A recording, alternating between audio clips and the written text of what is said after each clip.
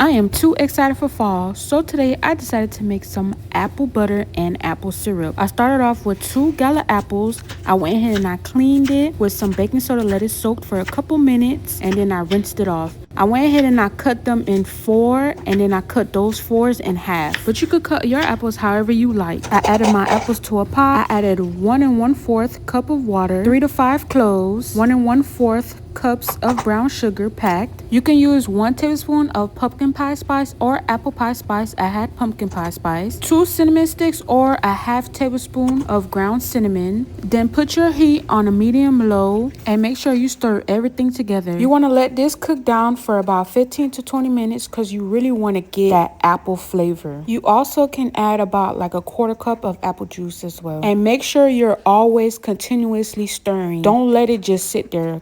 You want to continuously stir it here and there. When the apples are cooked, go ahead and turn your heat off, put a lid on it and let it cool down. Then you'll add about a teaspoon of pure vanilla extract or vanilla bean. Go ahead and stir it and put it to the side so it can completely cool down. Then you're gonna go ahead and separate your apples from the syrup. You could use a strainer, but I did it like that so I can be able to take off the clove pieces. Then I went ahead and I strained it in a cup and then put it in my syrup bottle. This syrup recipe yielded about a cup, and I used a 1/4 cup to put in my apple butter, which you're about to see next. But this syrup is a delicious. I give it a 10 out of 10. I don't have the best blender, so if you do, you probably don't really need to add what I added to my apple butter. You probably just could go ahead and blend it and put it on the stove. But I did add a 1/4 cup of that apple syrup I just made, and I added about a 1/4 cup of water. Then I added it back to the pot and I let it cook down for a good 5 to 10 minutes. You want it to become thick and nice and smooth. Go ahead and continuously mix it up. When it gets to the consistency that you will like, turn your heat off, put your lid on, and put it to the side so it can cool down. I really love the way this apple butter came out. It was so nice,